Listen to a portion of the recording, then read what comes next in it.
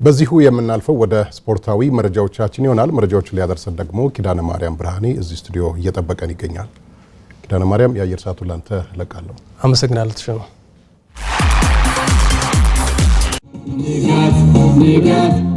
ንጋት ኮርፖሬት የአማራ ክልል ህዝብ ሀብት በ2050 በአፍሪካ ቀዳሚ ኢኮኖሚያዊና ማህበራዊ ሽግግር የሚያመጣ የዘላቂ የበጎ አድራጎት ተቋም የመሆን ራዕዩን ለማሳካት እየተጋ ይገኛል። የ15 ኩባንያዎች ባለቤት በአራት የባንክና ኢንሹራንስ ዘርፍ የአክሲዮን ድርሻ ያለው የአማራ ክልልን የገበያ ጉድለት ለመሙላት ስትራቴጂያዊ ጠቀሜታ ያላቸው የግብርና፣ የጤና፣ የኮንስትራክሽን፣ የፍጆታ ዕቃዎችና ግብዓቶችን በማቅረብ የውጭ ምርቶችን ተክቶ የውጭ ምንዛሬን በማስቀረት በአብይ ኢኮኖሚው ላይ ሚናውን እየተወጣ የሚገኝ የዘላቂ ልማት መሰረት ነው። ንጋት ዘላቂ የልማት መሰረት። መቼ ነው የራሳችን ቤት የሚኖረን ለምትሉ የህይወት እንቆቅልሻችሁን ለመፍታት ጎህ ቤቶች ባንክ ሁነኛ አጋዣችሁ ነው። አዲሱን የህይወት ምዕራፍ ስታቅድ ለቤት ፍላጎትህ እንደ ታማኝ ወዳጅ የሚደግፍህ ጎህ ቤቶች ባንክ ጠቦ አላፈናፍን ያለውን ቤት እንደ አዲስ ገንብተው የደስታ ኑሮ ለመኖር መላው ጎህ ቤቶች ባንክ ነው። ባረጀው ቤትሽ ምክንያት ከእንግዲህ መቆዘም ይብቃሽ። ተመልከቺ፣ እንደ ስሙ የተስፋ ፋና ሊፈነጥቅ ጎህ ቤቶች ባንክ ሥራ ላይ ነው። እርስዎ ትንሽ ቆጥበው እስከ 30 ዓመት የሚከፍሉት የቤት መግዣ መስሪያና ማደሻ የብድር አገልግሎት አቅርበንልዎታል። ጎህ ቤቶች ባንክ የትውልዱ ባንክ።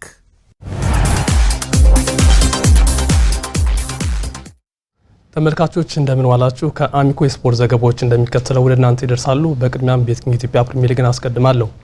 የቤትኪንግ ኢትዮጵያ ፕሪሚየር ሊግ 26ኛ ሳምንት መርሃ ግብር ትናንት ተጀምሯል። ምሽት 12 ሰዓት ሲካሄድ የነበረው የቅዱስ ጊዮርጊስና ባህር ዳር ከነማ ጨዋታ ግን በሐዋሳ ከተማ በጣለው ከባድ ዝናብ ምክንያት ሜዳው ጨዋታውን ማካሄድ እንደማይችል የጨዋታ አመራሮች አረጋግጠዋል። በዚህም መሰረት ጨዋታው በቀጣይ በሚገለጸው ቀን በአዳማ ከተማ አዳማ ሳይንስና ቴክኖሎጂ ዩኒቨርሲቲ ስቴዲየም እንደሚካሄድ የውድድርና ስነ ስርዓት ኮሚቴ አስታውቋል። ቀን 9 ሰዓት ላይ በተደረገ ጨዋታ መውረዱን ያረጋገጠው ለገጣፎ ለግዳዴ ከአዳማ ከተማ ጋር ያደረገውን ጨዋታ ለገጣፎ ለግዳዴ 1-2 በሆነ ውጤት አሸንፏል። የለገጣፎ ለግዳዴ ብቸኛ ግብ ማሸነፊያ ግብ በአማኑኤል አረቦ አማካኝነት ተቆጥራለች። ዛሬ 9 ሰዓት ላይ መቻል ከሐዋሳ ከተማ ጨዋታቸውን ሲያደርጉ 12 ሰዓት ላይ ደግሞ አርባ ምንጭ ከተማ ከኢትዮ ኤሌክትሪክ ይገናኛሉ።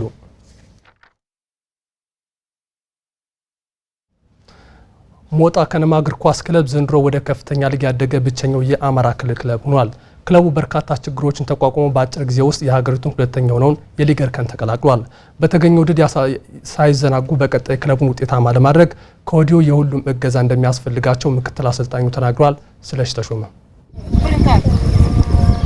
ጥሩ ተፈካካሪ ነው። ወደ ከፍተኛ ጋር ነው እንግዲህ ከፈጣሪ ጋር የምንሰራው ማለት ከደጋፊያችን ጋር ከፍተኛ ሊግ እናስገባዋለን ብለን እናስባለን። የተሻለ ውጤት አምጥተን ደጋፊውንም የምናረካበት ህዝቡንም ጥሩ ውጤት አምጥተን የምናስደስትበት ይሆናል ብዬ አስባለሁ። በዚህ ዓመት የሞጣ ከተማ እግር ኳስ ክለብ አባላት የአንደኛ ሊግ ውድድር ከመጀመሩ በፊት የ2015 ዓ.ም እቅዳቸውን የተናገሩበት ሁነት ነው። አሁን ላይም እቅዳቸውን በማሳካት ህልማቸውን እውን አድርጓል። ሞጣ ከነማ በ2014 ዓ.ም የአማራ ሊግ ውድድር አሸናፊ በመሆን ጭምር ነበር የኢትዮጵያ አንደኛ ሊግን የተቀላቀለው። ክለቡ በአጭር ጊዜ ውስጥ የሀገሪቱ ሁለተኛ የሊግ እርከን ወደ ሆነው ከፍተኛ ሊግ ተሸጋግሯል። የቡድን አባላቱ ያሉትን ችግሮች ተቋቁመው ጠንካራ ስራ በመስራታቸው ለዚህ ውጤት መብቃታቸውን ምክትል አሰልጣኙ በልስቲ ዓለም ይናገራል። ኮቺንግ ስታፉ በጥንካሬ መስራቱ፣ ልጆች በጥንካሬ መስራታቸው ነው ለዚህ ድል ያበቃን። እንደዚህ ስል ደግሞ ክፍተቶች አይኖሩም ማለት አይደለም። እውነት ለመነጋገር እጅግ በጣም የወረደ አደረጃጀት ነው ያለ ማለት ኮሚቴ ደረጃ ወይም ደረጃ ይለፋሉ ያሉ ኮሚቴዎች ግን ደግሞ ይሄ ከደጋፊ ማህበር ጋር ያለው አደረጃጀት ምን የለም ማለት ይቻላል ሙሉ በሙሉ ማለት ነው። በውድድር ዓመቱ ከሜዳ ውጪ ባሉ ብዙ ፈተናዎች ታጅበው ለውጤት በቅቷል። በተለይ ደግሞ ከፋይናንስ ጋር የተያያዙ ችግሮች የውድድር ዓመቱን ከባድ ቢያደርጉትም ዓላማቸውንና ግባቸውን ማሳካት ግን አልተሳናቸውም። ከፋይናንስ ጋር በጣም ችግር ገጥሞን ነበር። እውነት ለመነጋገር ነው ከግለሰብ ደረጃ ሁሉ እስክንበደር ሁለት ጥሩ ስለሞጣ የሚያስሩ ሁለት ብቻ ሳይሆን ከዛ ብዙ ሰዎችን ጠይቀን በግለሰብ ደረጃ ሁሉ እየተበደርን እስካሁን ድረስ እየተንቀሳቀስንበት ያለ ነገር ነው። ግን ለውጤት ምስጢሩ ምንድነው? ያ እንደሱ አይነቱ ነገር አይደለም እኛን ሊያግደን የሚችለው።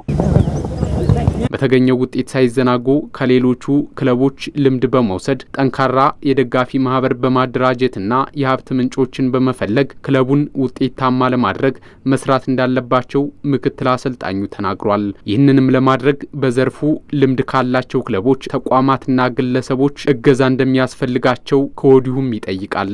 እኔ አሁን ይህንን በአንድ አመት ስንገባ እንደቀላል ነገር ታይቶ ካደረጃጀት ጀምሮ ያለው ነገር ካሁኑም ማይሰራ ከሆነ ዝም የሚባል ከሆነ እንደገና ወደ ነበርንበት ቦታ እንዳንመለስ እሰጋለሁ። ስለዚህ በቀጣይ ላይ መሆን መቻል አለበት ብለን የምናስበው ከሌሎች ልምድ ካላቸው ክለቦች በእኛ ደረጃ በከፍተኛ ሊጉ ደረጃ ባሉ ክለቦች በጣም ልምድ ተወስዶ በጣም የተጠናከረ ኮሚቴ ተቋቁሞ በፋይናንሱም ቢሆን የሚቀረጹ እቅዶች ተቀርጸው ከደጋፊዎች ማህበር ጋር ያለው ነገር ካደረጃጀቱ ጀምሮ እንደገና መሰራት መቻል አለበት ብለን ነው የምናምነው። እንግዛችሁ ምን ሰው እንፈልጋለን። ከክልልም ዩኒቨርሲቲዎች ላይ ያሉ ሰዎች ሊሆን ይችላል ወይም ክለብ ላይ በብዙ ጊዜ ልምድ ያላቸው ሰዎች ሊኖሩ ስለሚችሉ ማለት ነው።